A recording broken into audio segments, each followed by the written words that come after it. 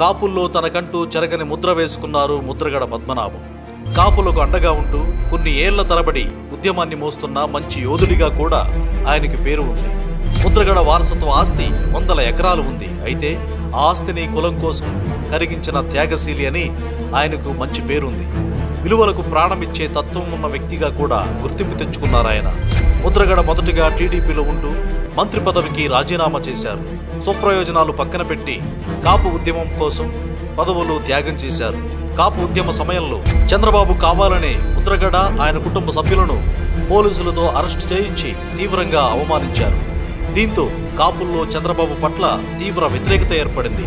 తర్వాత ముద్రగడ జనసేన పార్టీలో చేరుతారని వార్తలొచ్చాయి. అయితే కుల రాజకీయాల నేపథ్యంలో పొత్తుల్లో ఉన్న చంద్రబాబు ముద్రగడ చేరకుండా అడ్డుకున్నారని, దీనికి నాదెండ్ల మనోహర్ సహకరించారన్నది నగ్న సత్యం. అయితే తాడేపల్లిగూడెం సభలో పవన్ కళ్యాణ్, కాపు ఉద్యమ సారథులైన ముద్రగడ పద్మనాభం, చేగుండి హరిరామ జోగయ్యలను పరోక్షంగా కామెంట్ చేయడంపై కాపుల్లో తీవ్ర నిరసన వ్యక్తమైంది. కాపులకు అండదండగా ఉంటున్న వైసీపీలో చేరడంతో కొంత బలం చేకూరనుంది. ఉభయ గోదావరి జిల్లాల్లో సంఖ్యాబలంగా కాపులు అధికంగా ఉన్నారు.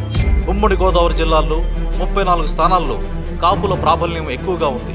పద్మనాభం చేరికతో పార్టీకి బలం పెరగనుంది. ఆది నుండి సీఎం వైఎస్ జగన్ కాపులకు వెన్నుదన్నుగా ఉంటూ వస్తున్నారు. పాదయాత్ర సమయంలోనే కాపులకు రిజర్వేషన్ ఇవ్వడం సాంకేతికంగా సాధ్యం కాదని తేల్చి చెప్పారు. కానీ చంద్రబాబు రిజర్వేషన్ సాధ్యం కాదని తెలిసినా ఇస్తానని మోసం చేశారు. అలాగే కాపు నేస్తం అందించి కాపు సామాజిక వర్గంలో ఆర్థికంగా వెనకబడిన వారికి చేయూతనిచ్చారు. అలాగే దాదాపు 2 ఎంపీ స్థానాలు, 19 ఎమ్మెల్యే స్థానాలకు కాపు అభ్యర్థులకు కేటాయించారు. కాపు నేస్తంతో ఎంతో మంది మహిళలకు సైతం ఆర్థికంగా బాసటగా నిలిచారు.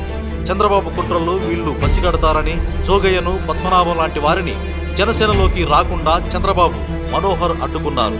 అయితే ఇప్పుడు పద్మనాభం వైసీపీలో చేరికతో కాపుల ఓట్లు జనసేన వైపు మళ్లకుండా ముద్రగడ అడ్డుకునే అవకాశం ఉందని పలువురు విశ్లేషకులు అభిప్రాయపడుతున్నారు. Please subscribe .news.